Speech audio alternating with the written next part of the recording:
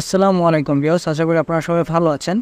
তো আজকে যে ভিডিওটা নিয়ে আসলাম সেটা হচ্ছে আপনারা যখন কোনো অ্যান্ড্রয়েড অ্যাপস নিয়ে রিভার্স ইঞ্জিনিয়ারিং করতে চান অথবা সেই অ্যাপসের মধ্যে থেকে কোনো ডেটা বা যে কোনো পার্সোনাল ক্রেডেনশিয়াল আপনারা বের করতে চান বা এরকম কোনো পারপাসে শেখার ক্ষেত্রে পেনিট্রেশন টেস্টিং করার ক্ষেত্রে আমাদের কোনো অ্যাপসকে ভালোভাবে আইডেন্টিফাই করার জন্য সেটার সোর্স কোড দেখার প্রয়োজন পড়ে।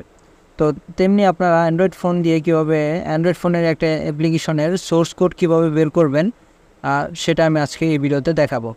This video is made for learning purpose only, not to harm anyone or damage any system.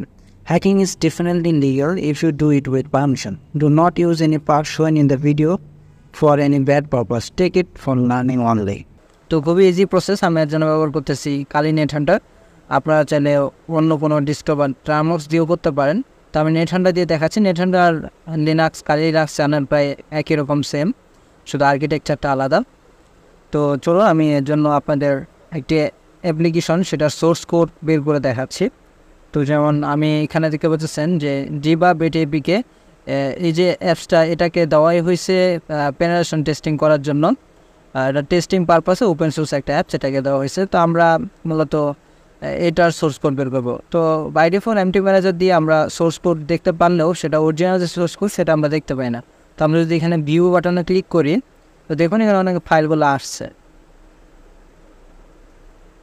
কিন্তু এখানে আমরা ক্লাস ডিএক্সের মধ্যে ক্লাস এডিটরের মাধ্যমে এই ফাইলগুলোকে দেখতে পারি। বাট এই যে মেনুগুলা এগুলোর ল্যাঙ্গুয়েজটা কিন্তু আলাদা।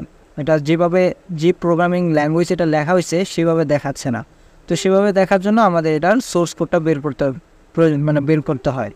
তো চলুন সেই সোর্স কোডটা আমরা এখন বের করবো। এটা আমরা ব্যাক চলে আসলাম, এই হচ্ছে অ্যাপসটা।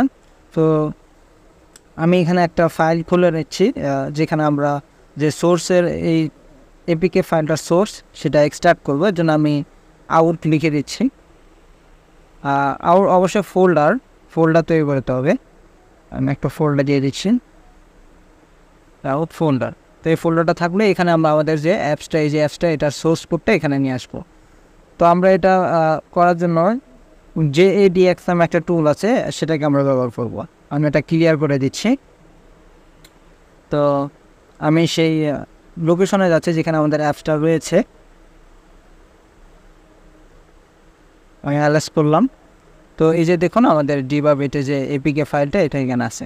তো এটা সোর্স কোড বের করার জন্য JADX আমরা এই টুলটা ব্যবহার করব। তো আপনাদের এটা ইনস্টল না থাকলে JADX লিখে এন্টার করে দিলেই আপনারা এটা ইনস্টল করতে পারবেন।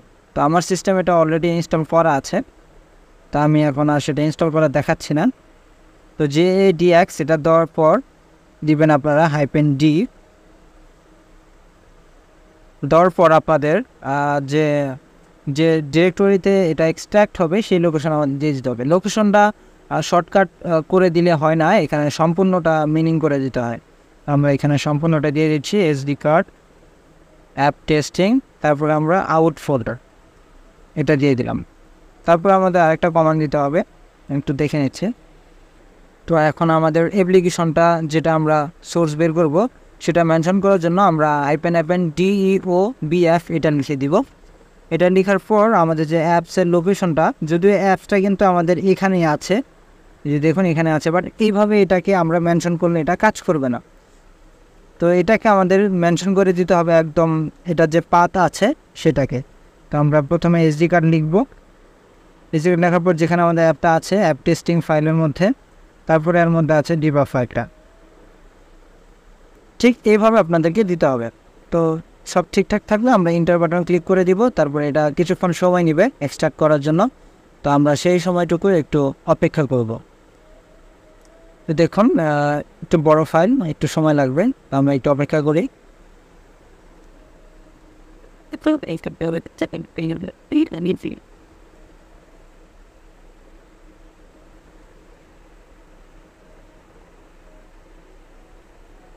দেখুন এটা কিন্তু হয়ে গেছে।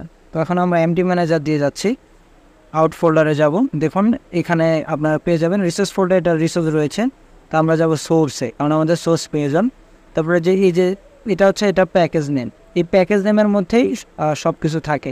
কীভাবে বুঝবেন আপনারা, এই যে এপিকে ফাইলটা সেটাকে যদি ক্লিক করেন এই যে এখানে দেখুন প্যাকেজ নেমটা কিন্তু দেখাচ্ছে। তো সেই প্যাকেজ নেমের মধ্যেই কিন্তু আপনারা সেটা পাবেন। সোর্সের মধ্যে এই প্যাকেজে গেলে তারপর আমরা আবার ফোল্ডারে যাব। তো এই যে দেখুন সম্পূর্ণ অ্যাপসের যে সোর্স ফাইল সেটা জাভাতে কনভার্ট হয়ে গেছে। আমরা এখন সেটার যে লেখা হয়েছে যেভাবে ঠিক সেভাবে সেটার সোর্স কোড আমরা এখান থেকে দেখতে পারতেছি। তো এটা রিভার্স ইঞ্জিনিয়ারিং করার ক্ষেত্রে অনেক কাজে আসে। তো এই ছিল আজকের ভিডিও, ধন্যবাদ।